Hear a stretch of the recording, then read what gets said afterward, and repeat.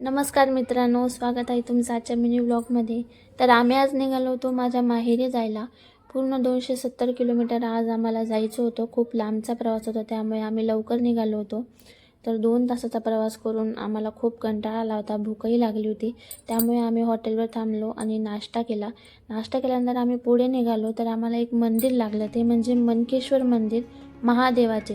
तिथे आम्ही गेलो. असं म्हटले जाते की हे मंदिर खूप जुने आहे, यादवकालीन मंदिर आहे. आम्ही तिथे भरपूर जणांना विचारलं, त्यांनीही आम्हाला हेच सांगितलं की हे यादवकालीन मंदिर आहे. त्यानंतर आम्ही मंदिरात गेलो, दर्शन वगैरे घेतलं. नेमकं आम्ही सोमवारच्या दिवशी गेलो होतो, त्यामुळे खूप गर्दी होती. तरीही दर्शन खूप छान झालं. दर्शन घेतल्यानंतर आम्ही मंदिराच्या बाहेर आलो.